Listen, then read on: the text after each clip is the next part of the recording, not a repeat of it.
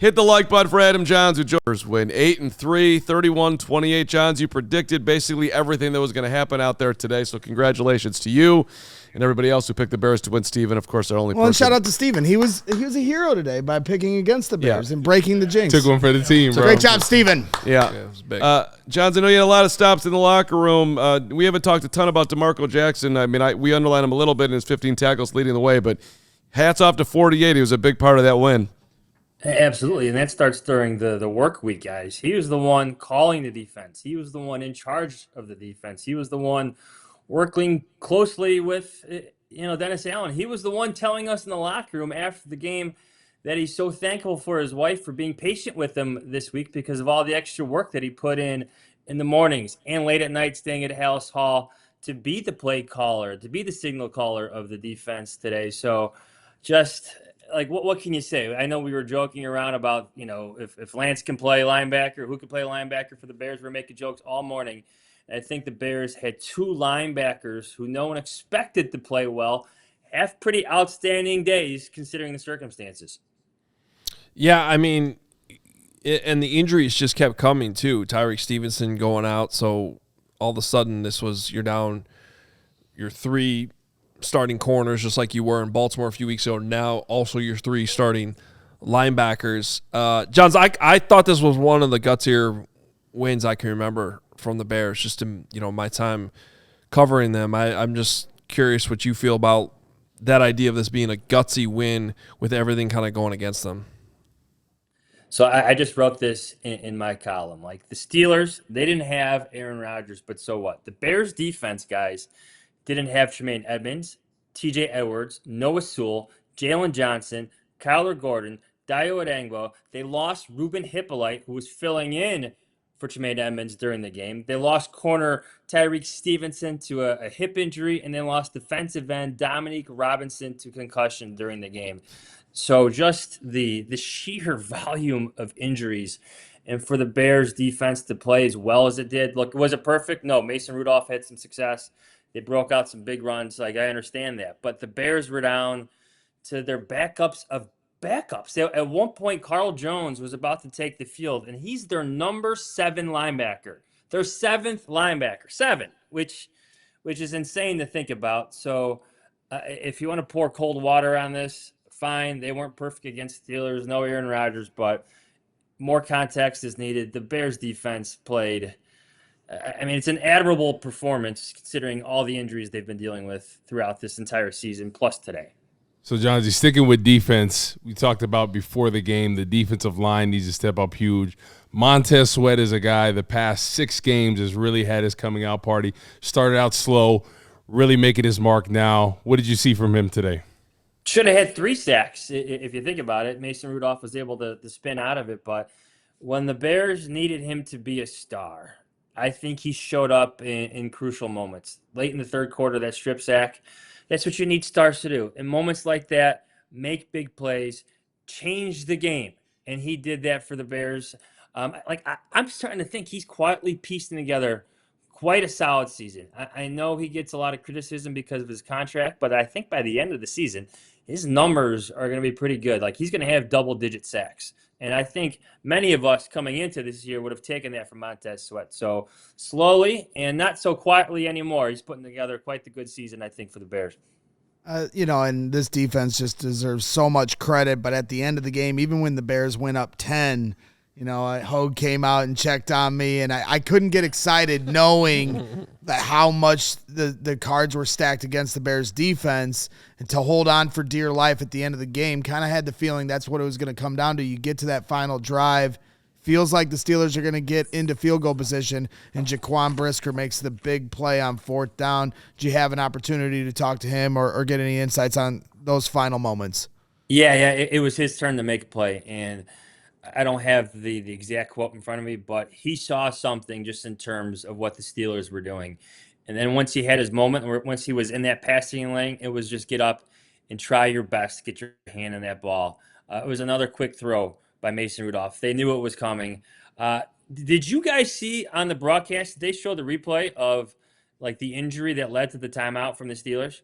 We were confused on if that was because they also had a flag down on the field at one point, and they showed the ref telling Scott Daly, no, that was a flop. So we were kind of confused. Was that what caused the injury? DJ Moore getting tripped up with one of the Steelers players?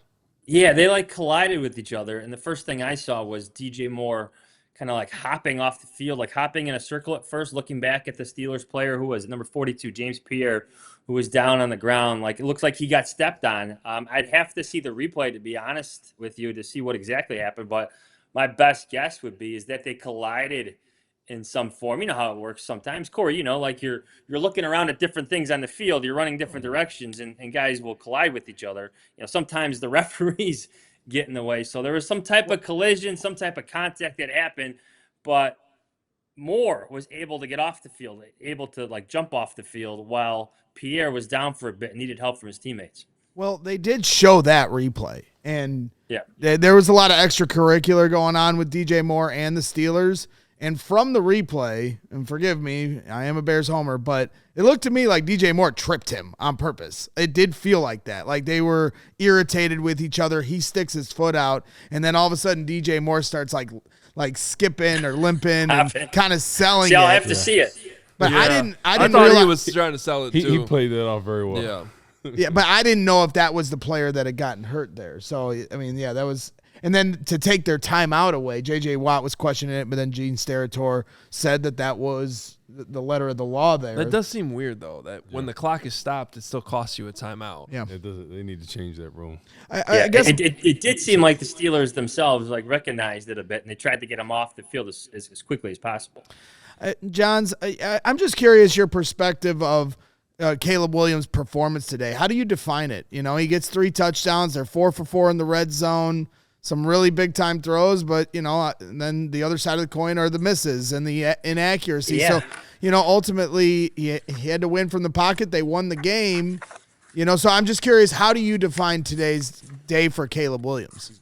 At the end of the day, his numbers look pretty good, right? 19 for 35, 239 yards, 3 touchdowns, 104.3 passer rating. But I think the scary thing, I'm going to put a positive spin on this, Greg. The scary thing is that it could be so much better. And I think you have a young quarterback who is working with the play caller who is exceptional at getting guys open. It's just the truth. These receivers were wide open all day long. The play pass was working, even though the run game really wasn't working for the Bears. I think that's part of the history of the Bears, being an adamant, consistent run team. Today, they didn't even have to establish that. They were being respected for what they could do in the ground game, even though you saw Kyle Monangai rip a couple off later on in the game. But I think this game could have been so much better for Caleb Williams. I don't think that's a criticism. I think he would tell you himself that he missed a few throws. Some were high, some were low, some were behind his receivers. He was missing open targets. Luther Burden, DJ Moore, Roma Dunze. Unacceptable? Sure, you can argue that, but at the same time, I think you have a young quarterback learning a new system who had a pretty good day, and the film will tell you, these misses will tell you that this day could have been even better. And I think that's the scary thing moving forward, that when he starts to hit consistently on these throws, when his accuracy does improve, this offense could be even more explosive, more potent. They put up 31 points today, and the Bears could have been even better if he hits those. So that's the way I view it. Yes, he had his misses, but he still had his hits. And if he fixes those misses, these numbers, they'd be scary good. So, Jahns, I think that's the big. I think that's the big question about this team here as we go, basically into December. You on both sides of the ball, with the offense, every single week we've been having this discussion with Caleb and the wide receivers, and sometimes it's been the receivers dropping the passes that are open. Or today it was more Caleb not hitting the passes that were open sometimes. I didn't really see a drop. The only one that was the one that got knocked out of Rome's hand on the sidelines, which was a good play by the DB. But they haven't quite had that game where they're just totally in sync the whole time, and we don't have to have that conversation. So if they do, because the one constant, to your point, Jahns, Ben keeps getting these guys open with the play calling. The play calling is incredible, and we're not used to seeing that here. So if they finally start hitting this offense, which CBS showed is still number one in yards since week 3. Since they started 0-2, could still be even better. And then defensively, same thing. Will they ever get healthy? And if they do, can they stay healthy? Because if those two things actually happen, this team, I don't see why this team can't compete in the playoffs. Yeah, I think the conversation shifts there. It's not about making the playoffs, Adam. It's How far you go. if those things come to fruition, it's can you win a playoff game or two? Like, can you get Jalen Johnson and get Kyler Gordon back? Will they make a difference? And if that completion percentage improves, I mean, that's first downs, that's field position, that's so many different things that happen successfully for the Bears, and you see signs of it. Maybe it clicks in a couple weeks. You got any sense of Amen Ogbongbemiga's health? Because 14 tackles today. I didn't think we'd be saying this after today's game, but we can't go on without Ogbongbemiga at this point because we need him and DeMarco Jackson. So I got the first few questions into him post game, and you could hear the emotion. Yeah. You could hear the emotion in his voice. Like, this meant a lot to him. This is someone who suffered a serious knee injury and missed time in the preseason, suffered a shoulder injury. Like, he didn't get any reps with the starters whatsoever this week. Like, none whatsoever. Like, and I think he took offense to that Ruben Hippolyte, the rookie, was playing over him. You know what? You could use that as motivation. He called himself a competitor, but when the time came and they needed him to step up and play, he was more than ready. Was it perfect? No, absolutely not. But to finish with 14 tackles, to be flying around the ball, to be talking about what he's doing right now in this show and every show, like, he deserves special mention. Like, the Bears may not win without his performance, the way he filled in for a backup who was filling in for a starter. So his performance is more than notable today here at Soldier Field.